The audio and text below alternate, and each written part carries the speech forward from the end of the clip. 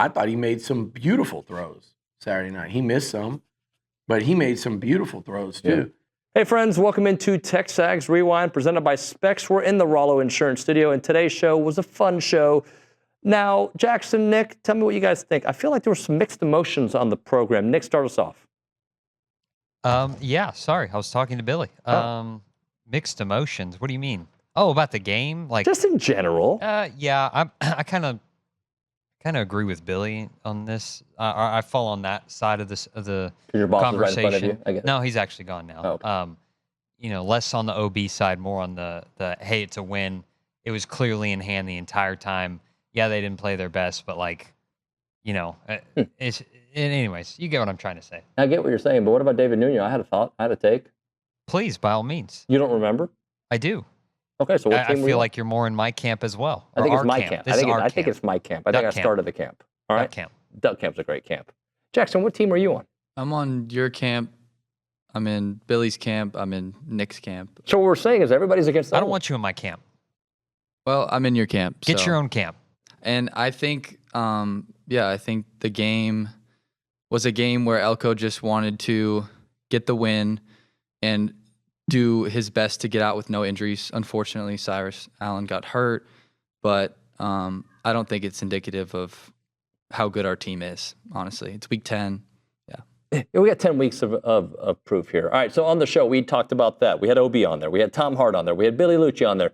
And we had Buzz Williams, that and more. It's the Rewind. I need them to turn it on for 4 quarters against Auburn, right? And I think they're going to win at Auburn. I do. I agree. I think they're better than Auburn. I think they will win at Auburn.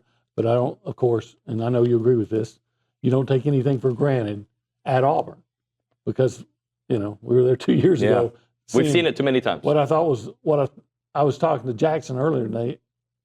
I don't know if that was the worst Auburn team I've seen or if the 2012 Auburn team that A&M put 63 up was the worst, but it was certainly in the conversations the worst Auburn team I'd seen, and they beat A&M that day. Two years ago. By the way, this is TexAgs Live. It is. Yeah. Yeah. We are, as a group, presented by David Gardner's Jewelers. We are. We're currently in the beautiful Rollo Insurance Studio. It is palatial. This first hour of the show, it's the 8 o'clock hour. We call it the Go Hour. We do. Because we like to go, and that's go. Brought to you by who? CC Creation. That's correct. Go there for your Aggie attire, apparel. This particular part of the Rollo Insurance Studio, this area, we cut it out, right? Right. Just 700 square feet. Okay, I made that up. Yeah, it's the cool zone. It's the holistic planning cool zone. They can help you out with everything. They can help you out with investment, tax, estate, and if you want to invest in a pro sports team, they can help you do that as well at investinprosports.com. Olin, let's listen to Coach Elko, shall we? Yeah, all right? Let's do. The first thing I want to hear from him is how he assessed Marcel Reed's game. And when you listen to this, I didn't come away that he was that pleased. That's how I heard it. So let's and maybe I heard it wrong. I mean, there were some things he liked, but let's listen to Coach Elko. Yeah, obviously there was some good, certainly some things, throws he wished he would have had back, some reads he wished he would have had back, certainly a big learning moment at the end of the first half. That's obviously something that we can't do, and so, it's an up and down night. And so, but I thought he took strides. I did. I thought he took some big strides. It's the most passing yards he's thrown for, and he threw some really good footballs out there, and so I thought that part of it was really good. I thought Marcel was pretty good. I think the biggest challenge with getting to a situation where, and by the way, take all of these playoff predictions with a grain of salt, because it's not a mathematical equation. First of all, the prior CFP rankings are completely unrelated to this, and those trends are unrelated because this committee now has a different goal in mind to put together a 12-team playoff. That wasn't the case over the last 10 years when they were doing these rankings. They were building the consternation and discussion between teams 4 and 5 or 4, 5, and 6, not between teams 10 through 15 in this scenario. And they have, rules that they have to follow. So just keep that in mind when you see a playoff predictor. It's impossible to predict human behavior and how those discussions are going to go. And it seems like it's hard to predict what the committee is going to value week in and week out. It's It's an impossible position for them to be in to defend because you're asking your professor to grade your paper before your paper's finished. Like, okay, well, today we value best losses. Tomorrow we value the strength of record overall. And the next week we might value what you did against the top 25 above all else. I guess, but my point is, it'd be more refreshing just to be in a place where we could simply talk about, hey, what about that third down decision? Yeah. And I think there's the oxygen in the room gets replaced, but that doesn't mean it's a better conversation to have the controversy when the controversy could be X and O related. So the first segment of the show, I don't know if you listened to it. I heard it, man. Oh, okay. And you guys, Don't be getting mad at me. I want to rip up my cover story and rewrite it and say we suck. No, We I suck. I didn't say we sucked. We are just straight ass, and we're not going to beat Auburn. We're not going to beat Texas, and they'll probably lose a bowl game too. And I don't know if Elko will ever match what he's done this year so far. It's over. I'm exaggerating what y'all said. Well, wait, why am I getting this? But not you. You're right. But it was a very, and I read OB's column. It was a very. It's not just Olin. Olin is a curmudgeon. He owns that, and that is a role here that I think is necessary. Mm-hmm. I think it's the yin and yang of you and him. It's good, especially when you don't let him drag you into the tank, and y'all can kind of balance each other out. So I like it. That's why I listen every week. But and I agree with like, oh yeah, if they play like they did Saturday night, they're going to lose to Auburn. They would lose to any SEC team they played. They almost lost to Bowling Green when they didn't play well. We know this is not a team that can play down. They don't have that margin for error. But when they play up, they're really good.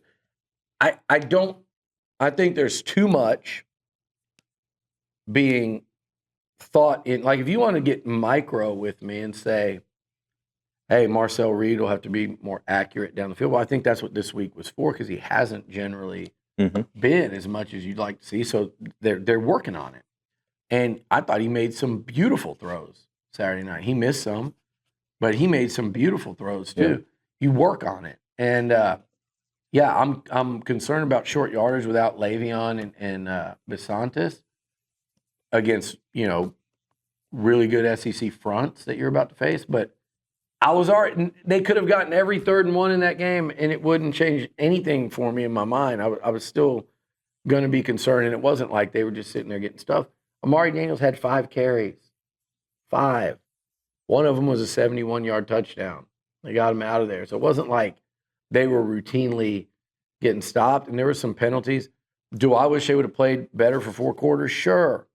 Do I think if Connor and Marcel would have each made one ill-advised, or in Connor's case, completely off-target throw in the red zone, it's 52-3, man. Yep. It sounded like Joe Biden when I did that. You did. There was a little Biden in there. 52-3, man. How everything looked on Friday night defensively. You guys were on point, really efficient, attacking the rim, getting to the free throw line, doing the things that your teams love to do. Yeah, I thought we did a lot of good things. Ohio State is really, really talented. They had a great start to their season. I thought our response to the loss the previous week at Central Florida, we were much more connected in what we wanted to accomplish. I thought we executed on both ends of the floor at a much higher rate, which is the only chance you have against a team as good as they are. I do agree with what you said. I thought defensively, particularly in the first half, analytically, it was the best first half defensively we have had in our tenure here. I thought we fouled a little bit too much there for a stretch in the second half, which was kind of what kept us a little bit out of sorts, which is what happened at Central Florida. I thought we did a much better job offensively in that stretch when we were fouling than we did in Orlando. So there was growth from our group. I think they realized it, honestly, in real time as it was happening. They understood the lessons that we didn't do. at Central Florida. So that's encouraging as we start week 3. Okay, Jackson, tell the people what they should be doing immediately. Yeah, you guys should be liking this video, comment or like the live, comment, subscribe, tell your friends and family, because I know that you enjoyed the show, because how could you not enjoy this show? Here's a question I want people to actually answer. When's the last time you liked a comment or a video? Actual last time. If you're watching this far into it, when's the last time you subscribed? Hopefully you've only subscribed once. You haven't unsubscribed. But I'm curious to hear that answer. We'll see you next time.